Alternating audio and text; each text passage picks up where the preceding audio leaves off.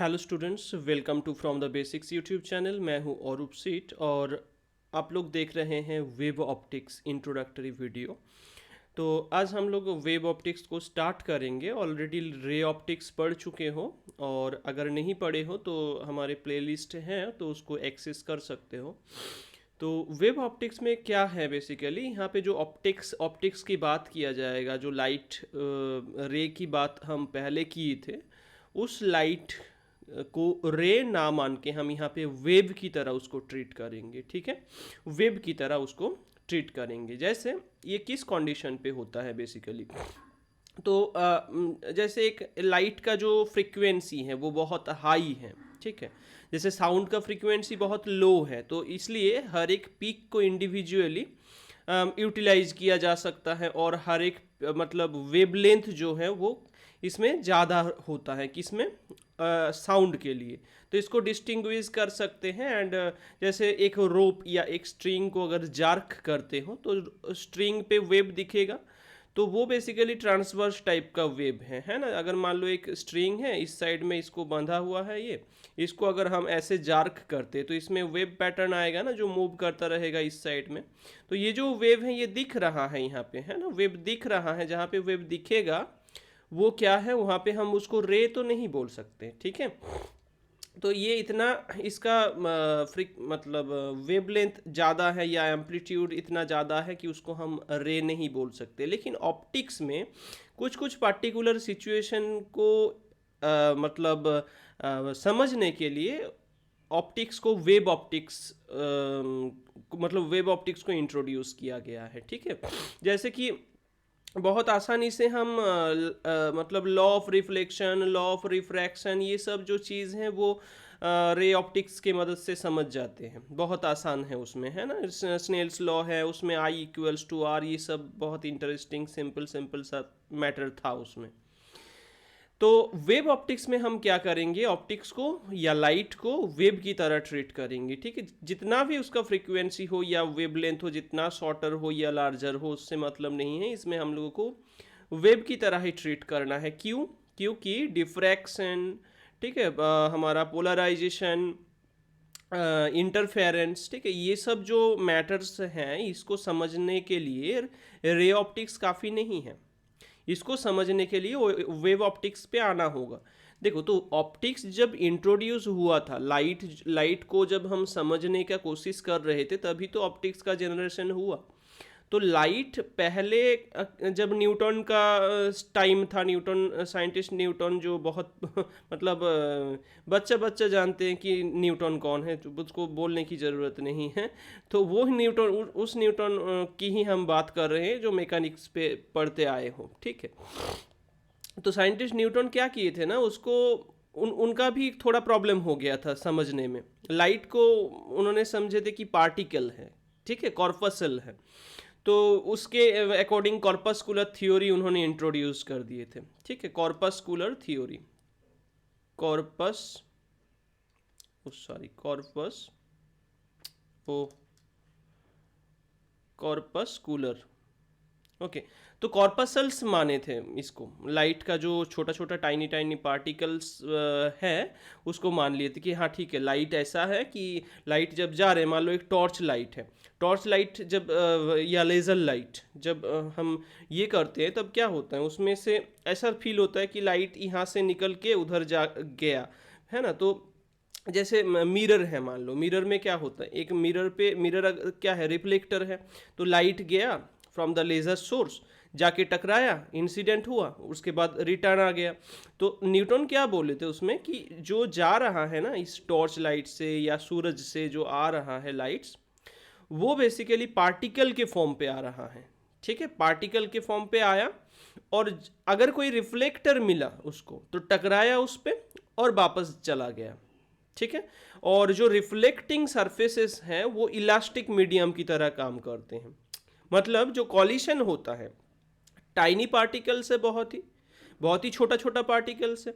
जब वो कोलाइड करेंगे तो वो बताया गया था कि वो इलास्टिकली कोलाइड करेंगे, इसलिए कोई एनर्जी उसमें लॉस नहीं होगा। तो मिरर पे अगर मान लो टकराया लाइट लाइट पार्टिकल, मैं पार्टिकल बोल रहा हूँ क्योंकि उस टाइम का बात मैं कर रहा हूँ, तो लाइट पार्टिकल टकराया एंड टकरा के वापस चला गया, तो इलास्टिकली टकराया वो उसको, ठीक है। तो कोई एनर्जी वैसे ज़्यादा लॉस नहीं हुआ, ठीक है। लेकिन अगर कोई दूसरा मीडियम हो गया जहाँ पे मान लो रफ सरफेस से रिफ्लेक्शन का चांस नहीं है, उसमें एजम्पशन लिया गया कि नहीं उसमें थोड़ा बहुत एनर्जी लॉस होगा, ठीक है। तो इस तरीके से लाइट को पार्टिकल को मान के कुछ मतलब साइंटिस्ट न्यूटन कुछ डिस्कवर किए थे इसको।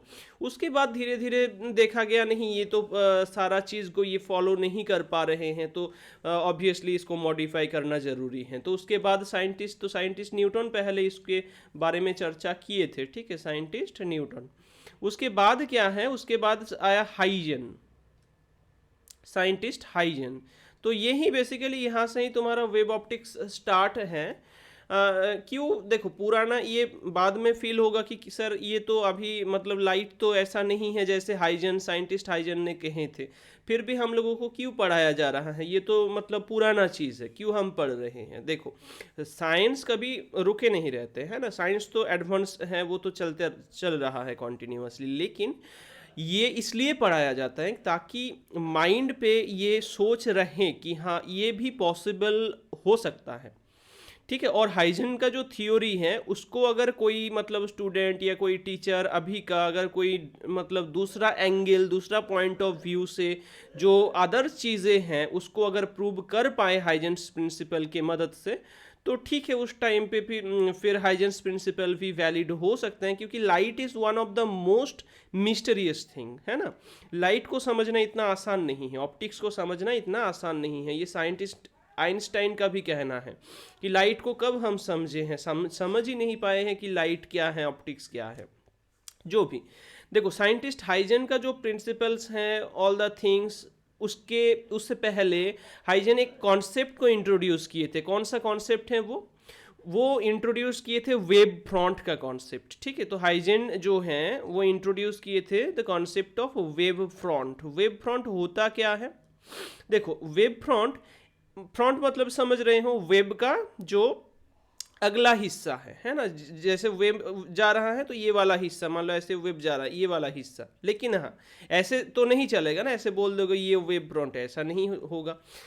तो वेब फ्रंट जो है उसको अच्छे तरीके से समझने के लिए एंड उसका डेफिनेशन समझने के लिए हम थोड़ा डायग्राम पे आते हैं। देखो मान लो कि लाइट जो आ रहा है सूरज से आ रहा है, तो इनफाइनाइट दूरी से लाइट आ रहा है, और तुम लोग ऑलरेडी पढ़ चुके हो कि लाइट रे जब इनफाइनाइट दूरी से आते हैं तो उस टाइम पे वो पैरेलल लाइट रे होता है ना। पैरेलल लाइट रे कुछ इस तरीके से पैरेलल होता है। तो जो पैरेलल लाइट रेज है वेब फ्रंट क्या होगा ना, ये तो लाइट रे मैं बोल दिया, लेकिन ये बेसिकली वेब है, ठीक है। मान लो ऐसा वेब है, ठीक है, ऐसा वेब है, इस तरीके से आ रहा है, इनफाइनाइट से आ रहा है क्योंकि, तो उसका फेज सेम होगा, ठीक है, फेज सेम होगा। मतलब ऐसा नहीं कि किसी का ट्रॉ किसी का क्रिस्ट के साथ टच कर जाएगा, ऐसा नहीं है। ट्रॉ के जगह पे एंड क्रिस्ट के जगह पे रहेगा, ठीक है। और अगर हम ये जो वेव मूवमेंट हो रहा है यहाँ से, तो अगर सेम फेज पॉइंट को हम लेते हैं, सेम फेज पॉइंट मतलब इसका अगर लोअर वाला हिस्सा लेते हैं तो इसका भी लोअर हिस्सा लेंगे, इसका भी लोअर हिस्सा लेंगे, ठीक है। इसका अगर अपर हिस्सा लेंगे तो इसका भी अपर हिस्सा लेंगे और इसका भी अपर हिस्सा लेंगे, ठीक है। तो सेम फेज पॉइंट कोई भी वेब अगर है तो उसका सेम फेज पॉइंट्स जो हैं उसको उसके थ्रू अगर कोई प्लेन को हम पास करवाए, ठीक है, उसके थ्रू अगर कोई प्लेन को पास करवाए जो प्लेन उस वेब प्रोपागेशन का जो डायरेक्शन है उसके साथ परपेंडिकुलर हो, तो बहुत सारा चीज़ इसमें आ गया। फर्स्ट तो जो प्लेन हम कंसीडर करेंगे वो that plane should pass through the same phase points, first चीज। सेकंड क्या है, अगर वो हो जाए तो automatically the plane will be perpendicular to the direction of propagation of wave, ठीक है। तो व्हाट इज वेब फ्रंट, ऐसे लिखना है, wave front is a, okay, wave front नोट करते जाओ। Wave front is a plane देखो ये प्लेन जो है ऐसा प्लेन ही नहीं होगा, वो कार्ब्ड प्लेन भी हो सकता है, ठीक है, स्पेरिकल शेप का हो सकता है, सिलिंड्रिकल का हो सकता है, हम आ रहे हैं, लेकिन ऐसे पहले डेफिनेशन को लिख लो। Wave front is a plane which is perpendicular to the propagation direction of the wave and passing through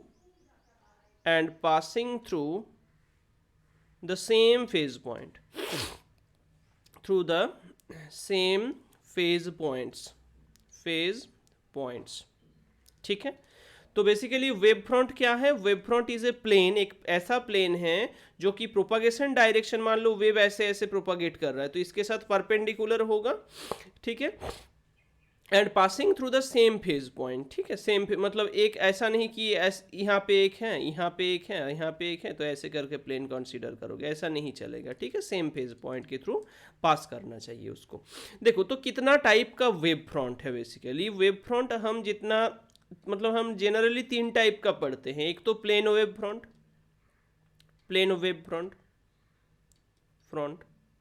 plane मतलब क्या है? वहाँ पे पूरा एकदम कार्ब नहीं रहेगा, पूरा प्लेन होगा, ठीक है। उसके बाद क्या होगा? सिलिंड्रिकल वेव फ्रंट, सिलिंड्रिकल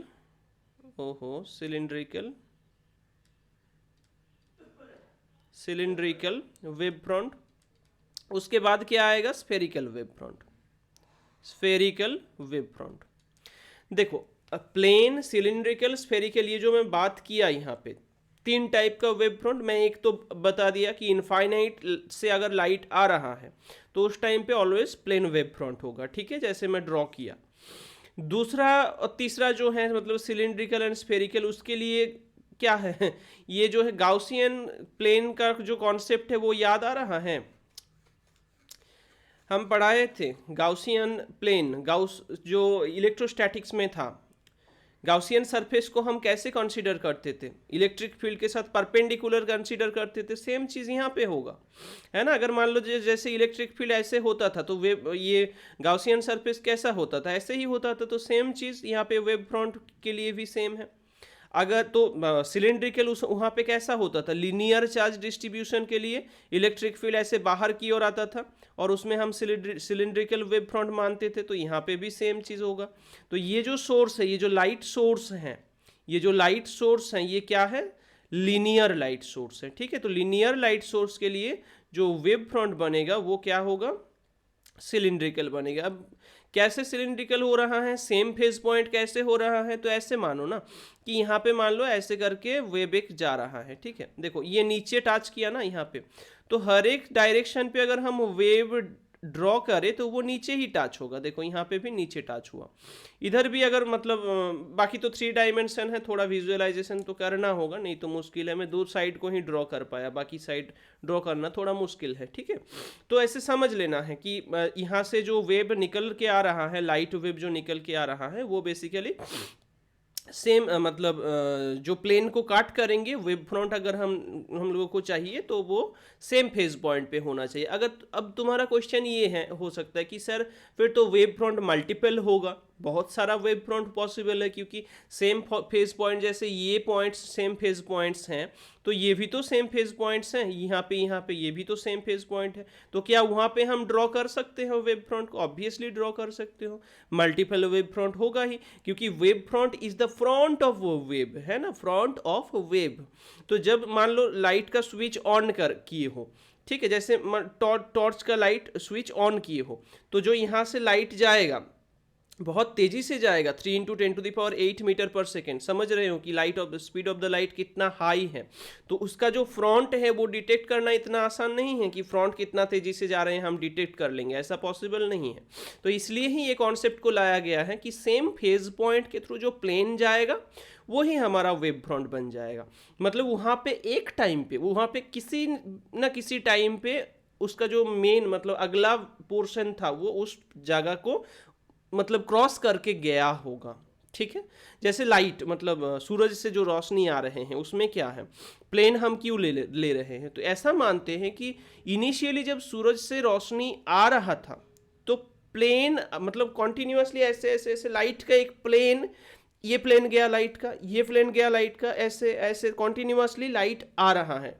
तो वेब मतलब इस कितना सोच कितना अच्छा है देखो, है ना। जैसे प्लेन पे ये मान लो मैं जो ड्रॉ कर रहा हूँ अभी यहाँ पे तो दिख रहा है कि ठीक है ये वेब का फ्रंट है, लेकिन लाइट जब मान लो कुछ नहीं था उसमें, मतलब लाइट रे है या वेव है या क्या कंसीडर करे, जस्ट क्या था उस टाइम पे, था तो सूरज का रोशनी था, और क्या था उस टाइम पे, तो उस टाइम पे कितना दिमाग लगाया होगा तब इतना कुछ मतलब डिस्कवर किए होंगे, है ना। बहुत बहुत बहुत क्रिटिकल चीज़ है ये, ठीक है। मतलब सोच जो है बहुत क्रिटिकल है। अभी तो समझ आ गया होगा हम लोगों को, तो बहुत मतलब लग रहा है कि कोई बात ही नहीं, हम समझा देंगे समझ लेंगे, है ना। लेकिन तब उस टाइम पे जब इंट्रोड्यूस किया गया था उस टाइम पे बहुत डिफिकल्ट था ये, ठीक है। देखो तो यहाँ पे सेम फेज पॉइंट के थ्रू ये प्लेन हो गया, यहाँ पे सेम फेज पॉइंट के थ्रू ये प्लेन होगा, बीच में भी यहाँ पे ड्रॉ कर सकते हो, इतना ड्रॉ करना पॉसिबल नहीं होगा। तो मल्टीपल मल्टीपल वेव फ्रंट्स जा रहे हैं, मल्टीपल डिफरेंट डिफरेंट शेप का, ठीक है। अब अगर स्फेरिकल की बात करते तो स्फेरिकल में भी सेम आएगा, पॉइंट सोर्स होगा, और पॉइंट सोर्स जो हो रहा है ये मान लो पॉइंट सोर्स, इसके बाद क्या होगा, यहाँ से वेव निकल के आएगा तो स्फेरिकल शेप पे आएगा, उसके बाद वेव धीरे धीरे धीरे धीरे ट्रैवल करके बाहर की ओर जाता रहेगा, है ना, ऐसे करके धीरे धीरे ये और देखो यहाँ पे ये जो मैं ड्रॉ कर रहा हूँ ना, ये क्या, ये नीचे टच कर रहा है, तो इधर भी अगर ड्रॉ करो ये नीचे ही टच करना चाहिए, ऐसे करके ही ड्रॉ करना होगा। तो हर दिशा पे जो वेव जा रहा है बेसिकली वो मतलब अगर इधर मान लो ऐसे ड्रॉ किया तो इधर भी ऐसे ड्रॉ करना होगा, इधर भी ऐसे ही ड्रॉ करना होगा, इधर भी ऐसे ही, थ्री डायमेंशनली सोच रहे मतलब समझना होगा थोड़ा सा, ठीक है। अब देखो यहाँ पे जो पिक दिख रहा है ये तो पिक्स है ना, तो इस पिक्स को अगर ज्वाइन करे तो एक सर्कल जैसा शेप मिलेगा ऐसे, ठीक है। तो सर्कल नहीं, थ्री डायमेंशनली सोचो चीज़ को, तो एक स्फीयर जैसा शेप मिलेगा, और वो स्फीयर ही कॉन्टिन्यूसली वेव जैसे जैसे प्रोपागेट कर रहा है, वो भी स्फीयर भी एक्सपांड होके बढ़ रहा है ऐसे, ठीक है, एक्सपांड हो रहा है वो। तो हाइजेंस का जो ये प्रिंसिपल है इसके मदद से हम law of reflection, law of refraction बहुत आसान तरीके से मतलब यूटिलाइज कर सकते हैं इस चीज़ को, ठीक है। इवन यहाँ पे हम लोग जब इंटरफेरेंस पढ़ेंगे, ठीक है, इंटरफेरेंस डिफ्रैक्शन ये जो पढ़ेंगे हम, तो हाइजेंस प्रिंसिपल को ही यूज करके पढ़ेंगे। हम लोगों को पता है कि हाइजेंस प्रिंसिपल इतना ये नहीं है, सोफिस्टिकेटेड नहीं है, क्योंकि इसके मदद से भी कुछ कुछ चीज़ जो है वो ये नहीं हो सकता, ठीक है, मतलब समझ नहीं मतलब क्या इलास्ट्रेट नहीं हो सकता, ठीक है। जैसे पोलराइजेशन का जो कॉन्सेप्ट है, पोलराइजेशन भी तो होता है, एक प्रॉपर्टी ऑफ लाइट है, तो पोलराइजेशन को समझने के लिए लाइट को ट्रांसवर्स इलेक्ट्रोमैग्नेटिक वेव की तरह ट्रीट करना पड़ता है, एंड ट्रांसवर्स इलेक्ट्रोमैग्नेटिक वेव अगर उसकी तरह हम ट्रीट करेंगे तो सारा property, all the properties of light, almost all the properties of light को हम मतलब इलास्ट्रेट कर सकते हैं वहाँ से। तो देखो पहले न्यूटन ने क्या किया था, पार्टिकल माना था कॉर्पस्कुलर थ्योरी के हिसाब से, फिर वो फ्लॉप हो गया, ठीक है, कुछ कुछ चीज़ को वो ये कर पा रहा था, ज़्यादातर मिस हो रहा था। उसके बाद हाइजेन आया, हाइजेन ने क्या किया, वेब को इस तरीके से माना, ठीक है। उससे पहले तो लॉन्गिट्यूडिनल वेव की तरह भी माना गया था, लेकिन लॉन्गिट्यूडिनल वेव क्या है कि इसके थ्रू पास नहीं कर पाता, नहीं करते वो, उसके लिए मीडियम जरूरी होता है, वैक्यूम के थ्रू वो पास नहीं करते लॉन्गिट्यूडिनल वेव, है ना। जैसे साउंड वेव लॉन्गिट्यूडिनल वेव है, वो तो उसके लिए मीडियम जरूरी है। तो यहाँ इस पे साइंटिस्ट ने सोचने लगा अगर ये लाइट वेव लॉन्गिट्यूडिनल टाइप का है तो कैसे सूरज से रोशनी आ रहे हैं हमारे, और पॉसिबल नहीं है क्योंकि बीच में तो वैक्यूम है। तो उस टाइम पे ईथर करके एक मीडियम मान लिया गया था कि नहीं वैक्यूम नहीं है, लाइट क्योंकि आ रहे हैं, लाइट इज ए लॉन्गिट्यूड। देखो कोई भी चीज़ अगर दिमाग में सेट कर लेते हो ना तो वो सेट हो जाता है, राइट जैसे मतलब क्लास 11 पे एक कार एक पॉइंट से दूसरा पॉइंट की ओर जा रहे हैं तो वहाँ पे डिस्प्लेसमेंट, डिस्टेंस, मतलब वेलोसिटी, लेकिन वो कार नहीं था, हम मान लिए थे कि कार है, लेकिन कार एक पॉइंट ऑब्जेक्ट की तरह ट्रीट करोगे तभी वो सब भी equals to U plus AT वगैरह जो फॉर्मूलास हैं वो यूज़ कर पाओगे। तो बेसिकली जो चीज़ मतलब एक बार सेट कर लोगे माइंड में, वो ही चलता रहेगा।